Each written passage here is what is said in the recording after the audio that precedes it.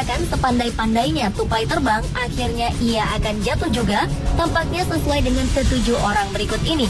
Mereka adalah orang-orang yang dianggap banyak orang sebagai penjahat dan mantan penjahat yang melakukan berbagai tindakan kriminal. Walau mungkin bagi sebagian orang atau pengikut mereka, para penjahat ini bukanlah penjahat.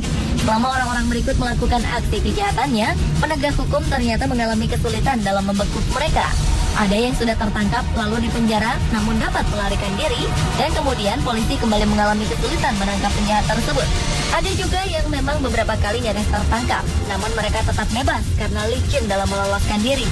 Beberapa di antara penjahat tersebut kini ada yang telah bertobat dan tidak lagi melakukan tindakan kriminal. Berikut 7 orang yang pandai meloloskan diri versi on the spot.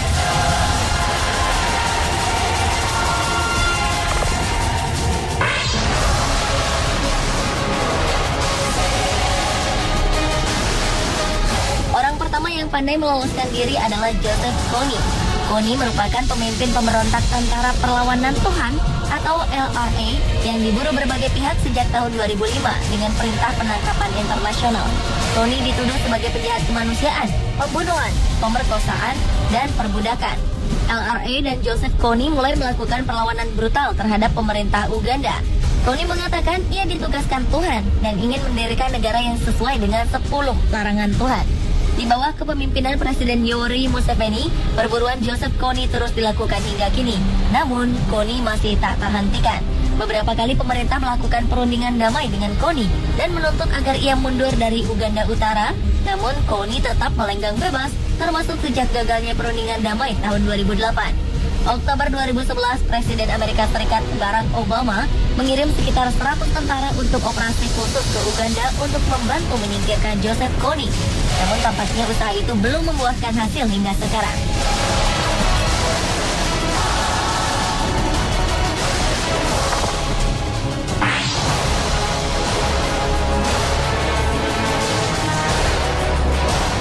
Selanjutnya adalah Waluyo atau yang dikenal dengan nama Kusni Kastut.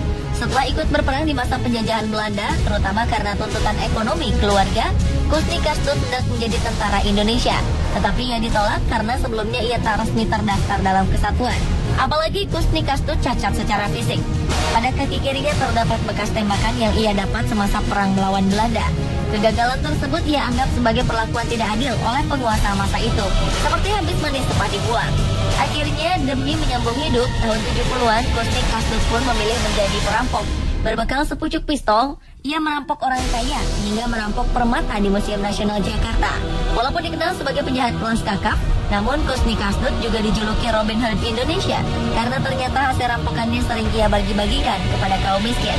Pria yang terkenal gesit, licin dalam pergerakannya, dan banyak akal ini mampu melarikan diri dari penjara manapun.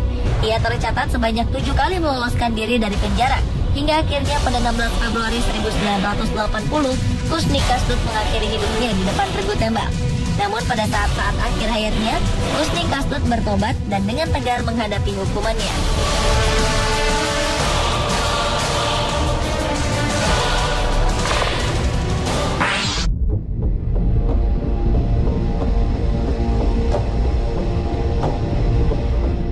Orang Indonesia lainnya yang pernah menjadi penjahat dan pandai meloloskan diri adalah Johnny Indo.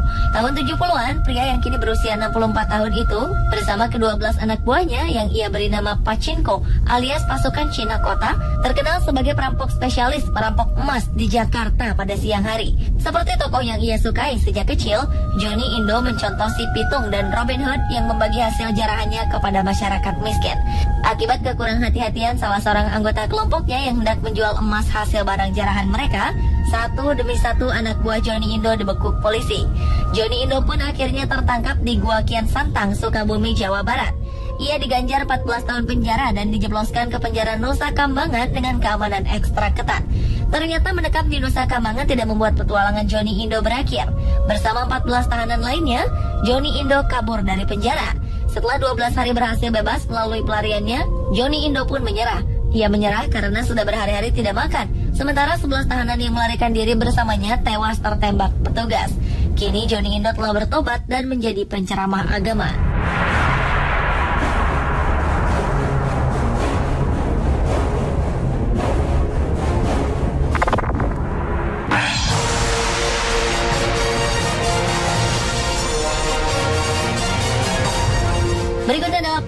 Payet, penjahat kelas kakap dari Perancis.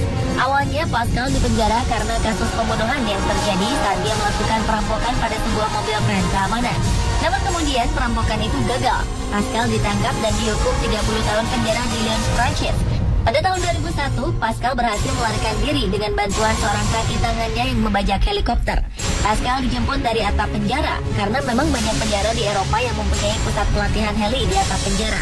2 tahun kemudian, Pascal kembali ke penjara dengan helikopter lain dan hendak membantu 3 tahanan lain untuk melarikan diri. Tetapi keempat pria itu berhasil ditangkap kembali. Atas aksinya itu, Pascal diberi hukuman 7 tahun penjara. Pada tahun 2007, Pascal lagi-lagi melarikan diri melalui helikopter. Kali ini ia dibantu dari atap oleh 4 orang bertopeng yang telah membajak sebuah helikopter dari bandara terdekat. Setelah mendarat di dekat Laut Tengah, Pascal Payet dan antek-anteknya menghilang tanpa jejak.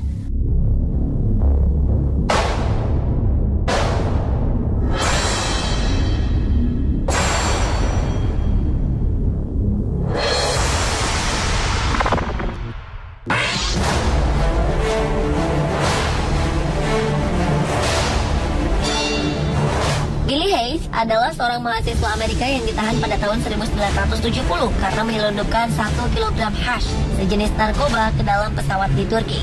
Setelah tertangkap, Billy dijatuhi hukuman 30 tahun penjara di Turki. Setelah 5 tahun di penjara, Billy akhirnya dipindahkan ke sebuah pulau penjara di Laut Marmara, Yunani. Dan disinilah ia mulai merencanakan untuk melarikan diri. Sebenarnya di Pulau Marmara tidak ada perahu, namun karena dekat dengan pelabuhan, setiap badai besar datang, maka ada kapal-kapal nelayan kecil yang merapat. Selama berhari-hari, Billy bersembunyi di dalam penyimpanan gandum. Kemudian ia berenang ke pelabuhan dan mencuri sampan, hingga akhirnya selamat sampai di Amerika Serikat.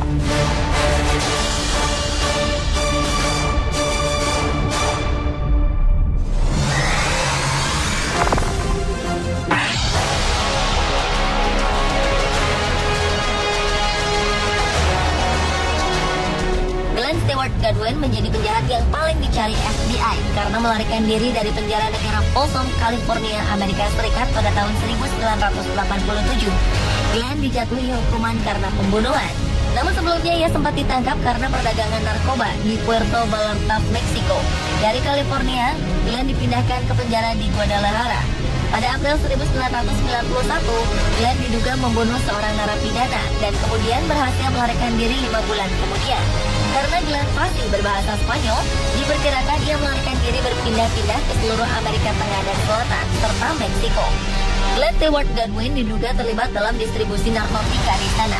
Saking licinnya penjahat ini, FBI sampai-sampai menawarkan hadiah hingga 100.000 US dollar atau hampir 1 miliar rupiah bagi siapapun yang mengetahui persembunyian Glenn Stewart Goodwin.